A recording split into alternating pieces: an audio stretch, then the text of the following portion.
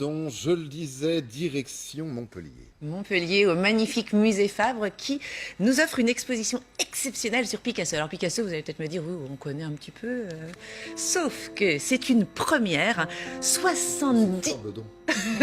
77 ans de création sont présentés ici. Rendez-vous compte, vous allez vraiment... c'est 120 chefs-d'œuvre, mais 120 chefs-d'œuvre qui réunissent l'intégralité de la carrière du maître. Alors évidemment, on passera par ces périodes bleues et roses. Hein. Je sais, Olivier, que vous êtes plutôt... C'est magnifique. Voilà, Voilà. plutôt admiratif de cette période-là. Mais vous allez découvrir beaucoup plus de choses. Regardez par exemple cette œuvre-là, cette jeune fille en rouge. Eh bien, il faut savoir que ça fait partie des toutes premières œuvres de Picasso. Il l'a réalisée quand il avait 14 ans à peine. Hein, voilà. Ce portrait, eh bien, il avait 15 ans quand il a fait cet autoportrait. Voilà, on réalise vraiment dans cette exposition la transformation du peintre. Celui-ci, c'est une de ses dernières œuvres. Et alors, c'est vrai que cette œuvre que je viens de vous montrer, elle résume assez bien la fameuse phrase de Picasso qui nous disait « Quand j'étais enfant, je dessinais comme Raphaël, mais il m'a fallu toute une vie pour apprendre à dessiner comme un enfant. » Et c'est ce qu'on va découvrir ici, les transformations. Par exemple, cette œuvre avec effectivement ces hommes, ces espèces de colosses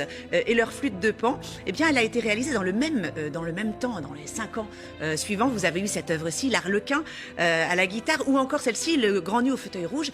Tout un panorama d'œuvres et de styles différents, et pourtant finalement extrêmement reconnaissable tout au long de ses 77 ans de carrière. Picasso qui s'attachait à dire « je n'ai pas de style », mais qui se nourrissait, vous allez le découvrir dans l'exposition, de ses propres œuvres pour s'inspirer et se renouveler sans cesse. Voilà. Et jusqu'à quand? Elle est jusqu'à la fin de l'été. Ah, voilà, pour celles et ceux qui vont pouvoir passer à Montpellier, c'est surtout à ne pas manquer. Oui, d'ailleurs, autre événement à ne pas manquer, ça se passe à Montélimar. Alors c'est quelque chose de rarissime dans la vie d'un musée et qui vient pourtant d'arriver, à savoir une donation d'un grand collectionneur. Alors ce qui tient encore plus de l'exception, écoutez, et là aussi ça vient d'arriver, c'est quand le collectionneur en question n'est autre qu'un artiste de renommée internationale. Alors ça se passe au musée Saint-Martin, hein, le musée d'art contemporain de Montélimar, qui a reçu un legs exceptionnel du célèbre artiste drômois Pierre Boncampin. Alors c'est une donation exceptionnelle, je vous le disais, de près de 2 millions d'euros. L'artiste offre non seulement ses plus belles réalisations, alors sur tout support, hein, vous verrez, des œuvres sur papier, des pastels, des tapisseries, des céramiques, mais aussi des chefs-d'œuvre de grands maîtres qu'il a acquis, lui, pendant des années pour sa collection personnelle.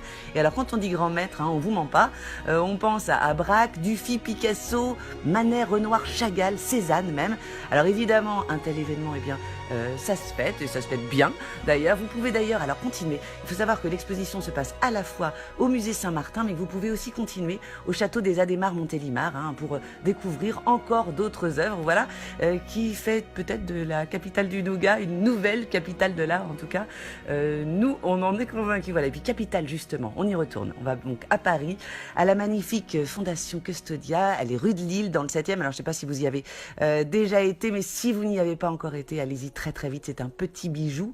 Et alors, cet été, la Fondation nous propulse outre-Atlantique. Et oui, on va aller dans une ambiance pop art qu'on adore, hein.